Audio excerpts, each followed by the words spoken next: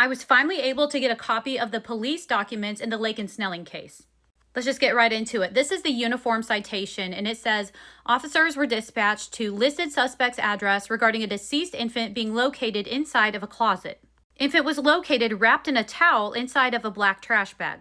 The listed offender was Mirandized and interviewed and admitted to giving birth. Furthermore, the listed suspect admitted to concealing the birth by cleaning any evidence, placing all cleaning items used inside of a black trash bag, including the infant who was wrapped in a towel. In the process of cleaning the evidence of the birth, the listed suspect tampered with said evidence that proved she had given birth. By wrapping the infant in towels and placing it inside of a black trash bag, the listed suspect treated the corpse in a way that would outrage ordinary family sensibilities. Now, there have been a lot of questions on whether or not Laken was home when she was detained. One article that talked about the affidavit said she wasn't, but another one said she was. So let's go over this.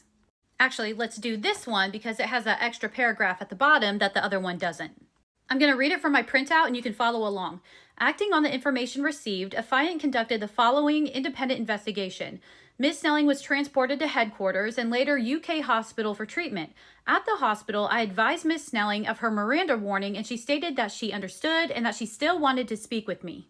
Ms. Snelling stated that around 4:00 a.m. she gave birth to a baby which fell onto the floor of her bedroom. Ms. Snelling stated that she didn't think the baby was breathing or was alive.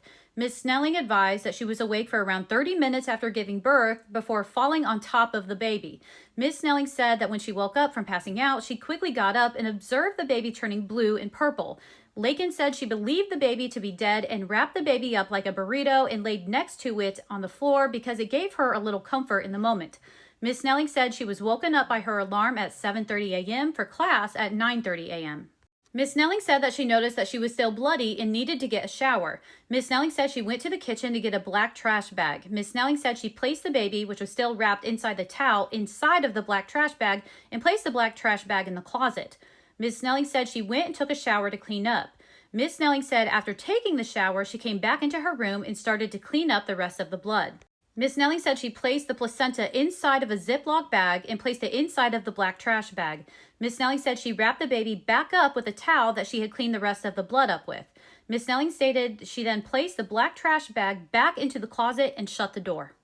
Ms. Snelling stated that she left her residence after this and went to school. Laken stated that she did not go into class but sat in her vehicle in the parking lot. Ms. Snelling stated that she wasn't feeling well, so she ordered McDonald's through the McDonald's app. Ms. Snelling stated that after getting McDonald's, she went to the University of Kentucky Student Clinic, where she also did not go inside. After this, Ms. Snelling stated she returned home, where she was detained and transported to headquarters for questioning. It should be noted that when speaking to medical staff at the University of Kentucky Labor and Delivery, she stated that the baby had a little bit of fetal movement but passed out shortly after. Ms. Snelling stated during her questioning by myself and Detective Martinez that the only time she passed out was around 30 minutes after giving birth, which leads me to believe that the baby could have been moving. Ms. Snelling also told medical staff that the baby made a whimper and that she guessed the baby was alive. A search warrant of Ms. Snelling's phone resulted in locating several searches, including different things pertaining to pregnancy, images of her during labor, photos of her doing things ordinary pregnant women would not be doing, and a concealed or hidden pregnancy. Also, during the search of the phone, the photos that were taken while she was in labor were deleted in an attempt to hide the birth, which leads me to believe that other items could have also been deleted in an attempt to hide any evidence of the pregnancy, birth, and newborn baby. And then it jumps into her iCloud account. It says, it is the affiant's belief that this iCloud account could contain current or deleted information that relates to Ms. Snelling's pregnancy, to the birth of the full-term baby, and ultimately its potential demise. It should be noted that this account appears to be a shared account and is being accessed by both Michelle Snelling, suspect's mother, and Laken Snelling, the suspect. And then let me go back to this one. You'll notice this bottom paragraph is about her Facebook. It says, a search warrant of Ms. Snelling's phone resulted in locating several searches, including different things pertaining to pregnancy and different hashtags for different weeks pregnant on Facebook. It is the affiant's belief that this Facebook account could contain current or deleted information that relates to Ms. Snelling's pregnancy, to the birth of the full-term baby, and ultimately its potential demise. This is just the affidavit for search warrant for Facebook. Here's one for Snapchat. It looks like they were requesting everything between August 1st, 2024 through August 28th, 2025, including everything in her My Eyes Only folder. And then, of course, they sent one to Instagram and iCloud as well. And every search warrant has this attached to it. It says, on August 27th, 2025, Lexington police officers were dispatched to her address in reference to a death investigation. Upon their arrival, they learned a deceased newborn baby had been located in a closet belonging to Laken Snelling. Miss Snelling was not at the residence upon officers' arrival. She returned shortly thereafter and was detained by patrol officers. And then the last thing I want to show you guys is this.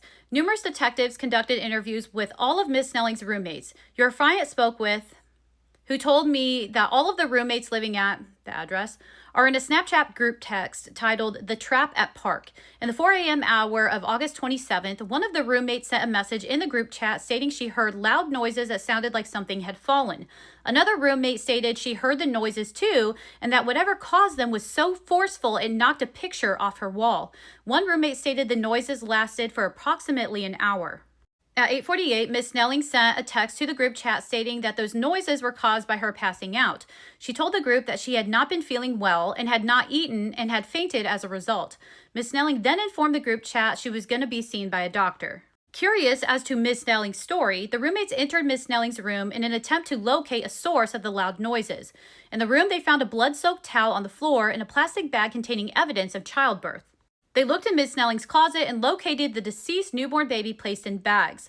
The newborn appeared to be a full-term baby.